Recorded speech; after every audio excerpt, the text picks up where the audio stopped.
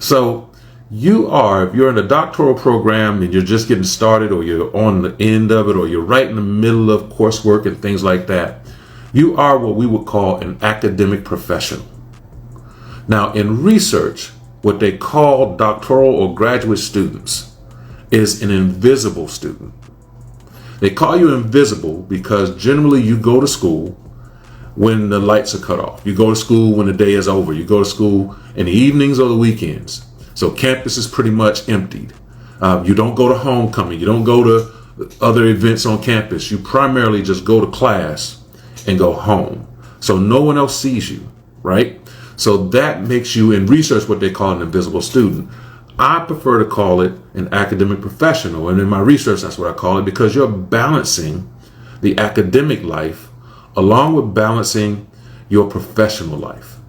And you got these two things anchoring you down. And in the middle of it is everything else in your life, right? So it's a complex thing.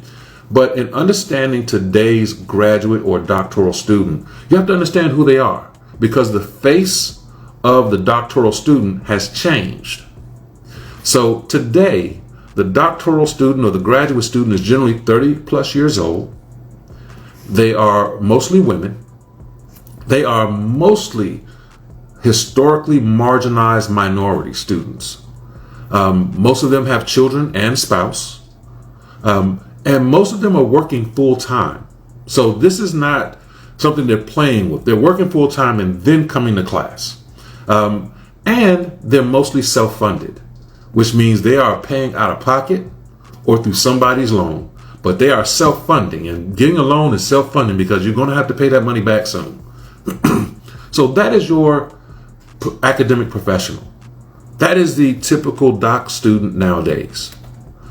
So they don't have the time to play with, and they've taken this charge to not only do their work, have their families, but now they've added an extra thing to the plate. And that extra thing to the plate is pursuing this degree. And they may be pursuing it to either advance on their job, so there's pressure to advance, or to choose another career path. Either way, that is the charge of why they have pursued to be in this particular program. So it's not work-life balance for them. It's work-life-school balance for them.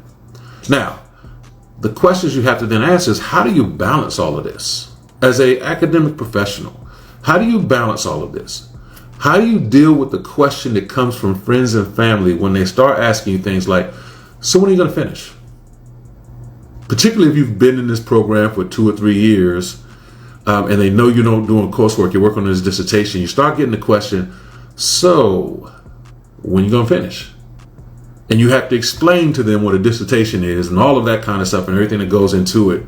And then you have to tell them spring of 2022 or spring of 2025, things like that.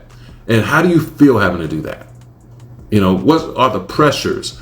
Because they've supported you and they've rallied behind you and you're still not finished, right? Or you still have a ways to go and things like that.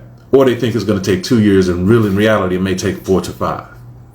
And how do you temper those expectations? How do you temper the expectations of family, friends, and even colleagues? Well, what was given to me as a tool of advice I'm sharing with you today. And it's called the talk.